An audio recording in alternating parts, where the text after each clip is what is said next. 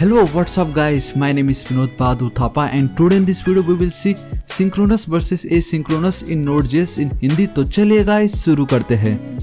सबसे पहले गाइस आप सभी का बहुत बहुत स्वागत करना चाहूँगा on Node.js tutorial in Hindi in 2020 के ऊपर।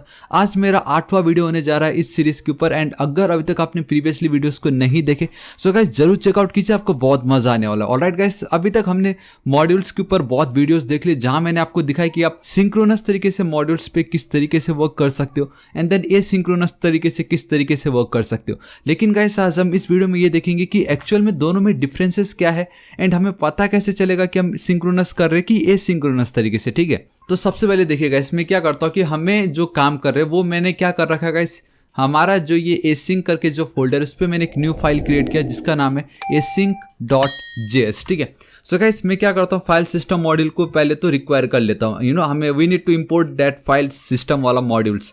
सो गाइस मैं एक कॉन्स्ट वेरिएबल क्रिएट कर लेता हूँ fs नाम से, जहाँ इसके अंदर मैं क्या करने वाला हूँ, सिंपली रिक्वायर करने वाला हूँ हमारा जो fs मॉड्यूल है सिंपल उसको। ठीक है, हमने ये ऑलरेडी पहले ही देख चुका, लेकिन फिर भी गाइस मैं आपको बताना चाहूँगा कि डिफरेंसेस कहाँ आ जाता है एंड क्यों हमें एसिंक्रोनस यूज करना चाहिए रेदर देन सिंक्रोनस वर्जन। ठीक है, तो देखिए गाइस सबसे पहले मैं एक सेम चीज़ आप लोगों को करके दिखाता हूँ एंड दैट इज कि मैं एक फाइल को रीड करके दिखाता हूँ। ठीक है, एंड अगर मैं आप लोगों को बताऊं तो यहाँ पे मेरे पास ऑलरेडी एक फाइल आप देख सकते हो read.txt। चलो ठीक है, देखिए गाइस मैं क्या करता हूँ fs.read एंड देन मैं सबसे पहले आपको सिंक्रोनस वर्जन दिखाता हूँ कि क्या होता है वहाँ पे। ठीक है, इस तरीके से मैं चलता हूँ।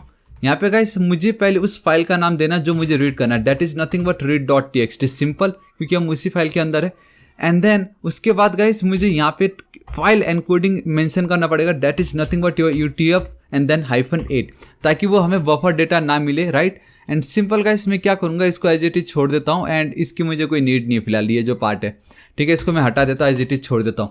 एंड इसका जो भी आउटपुट आएगा गाइस उसको मैं एक वेरिएबल कॉन्स्ट वेरिएबल पे गाइस स्टोर करके रख दूंगा ताकि मैं उसको आप लोगों को बाद में दिखा सकूँ। ठीक है, कॉन्स्ट डेटा, चलो ठीक है। अभी मुझे क्या करना है, खाली इस डेटा को अभी फिलहाल इसकी कोई हमें नीड नहीं है। मैं यहाँ पे चलता हूँ console.log लिख देता हूँ। ठीक है, एंड देन ये जो मेरा डेटा जो मेरा कॉन्स्टेंट डेटा है मैं आप लोगों को दिखाना चाहूँगा कि एक्चुअल में हमें यहाँ पे क्या मिलने वाला है। ठीक है, सो देखिए कंट्रोल एंड देन मैं सिंपली प्रेस करने वाला हूँ टिल्डा। चलो ठीक है, मेरा ये टर्मिनल आ गया यहाँ पे। ठीक है, मैं एक काम करता हूँ, इसको पहले क्लियर कर देता हूँ, सिंपली CLS। नाउ मुझे इस फाइल को रन करना है एंड बेसिकली मैं fsync के अंदर हूँ एंड ऑलरेडी मैं उस फोल्डर के अंदर पहले से ही वर्क कर रहा हूँ। ठीक है, इसमें मुझे ये जो मेरा फाइल का नाम है that is nothing but async.js ये है। ठीक है, मैं क्या करता हूँ इस फाइल को रन करता हूँ, लेकिन पहले इसको क्लियर कर देता हूँ। एंड रन कैसे करना है, node async dot and spelling एकदम सही लिखना है बस गाइस, कुछ भी हो जाए स्पेलिंग रॉन्ग मत करना। एंड दिस इज इट, आप देख सकते हो today is awesome day, please like and share my जो भी है। ठीक है,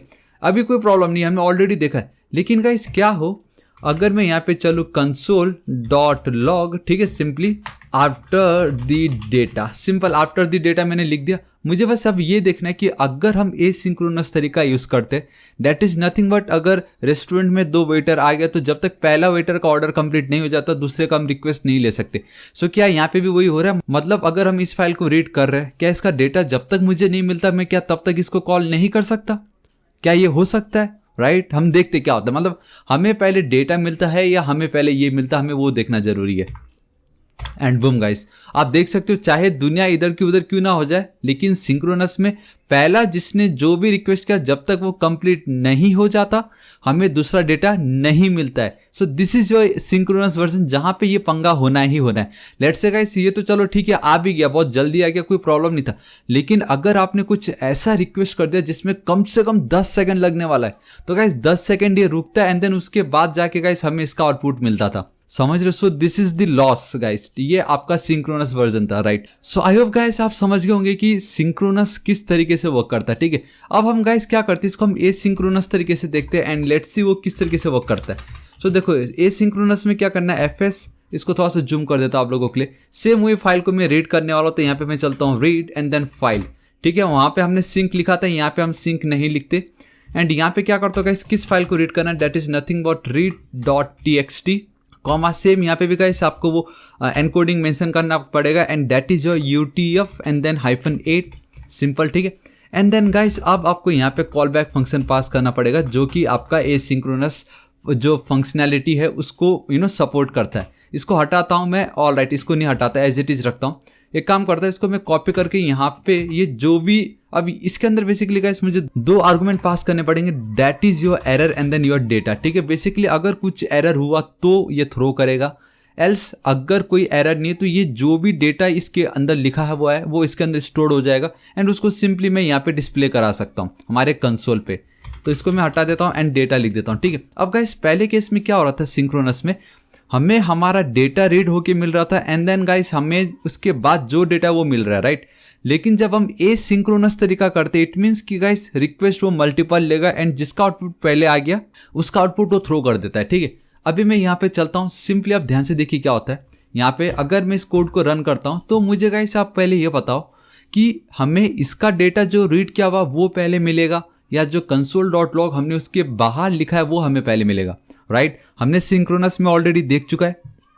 सो 3 2 1 एंड बूम गाइस, ये देखो हमें क्या हुआ, हमें सबसे पहले आफ्टर द डेटा मिल रहा है and this is the beauty guys, क्योंकि एसिंक्रोनस क्या बोलता है, ठीक है रिक्वेस्ट चाहे किसी ने भी पहले किया हो लेकिन अगर उसमें देरी लग रहा है तो जितने भी बाहर क्यू में खड़े हैं, आई मीन लाइन में खड़े, उनका हम काम करते रहेंगे, मतलब हम रुकेंगे नहीं।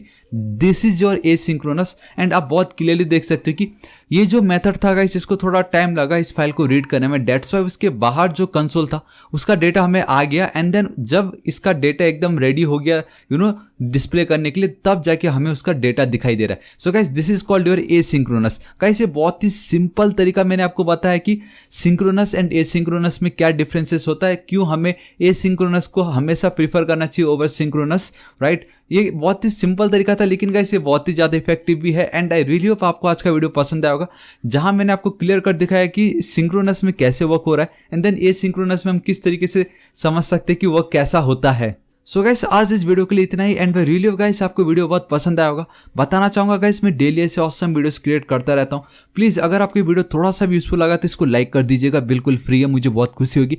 अपने सभी दोस्तों को सारे social networking sites WhatsApp, Facebook, आपका इंस्टाग्राम, यूट्यूब एंड सबसे इंपॉर्टेंट तो आपका जो व्हाट्सएप ग्रुप है वहाँ पे जरूर शेयर कर दीजिएगा। एंड गाइस मैं बताना चाहूंगा कि 2 लाख सब्सक्राइबर कंप्लीट होने वाला सिर्फ और सिर्फ आप सभी के कारण, राइट। सो गाइस अगर अभी तक आपने मेरे चैनल थावा टेक्निकल को सब्सक्राइब नहीं किया, प्लीज सब्सक्राइब कर लीजिएगा। राइट साइड में एक रेड कलर का बेल आइकन, एक घंटी दिखाई देगा, हिट कीजिए, क्लिक कीजिए ताकि आप डेली ऐसे ऑसम वीडियोस को मिस ना करें। एंड कुछ भी डाउट हो तो बेफिक्र होकर नीचे कमेंट कीजिए, मैं आपकी जरूर हेल्प करूंगा। So till then guys, thank you so much, take care.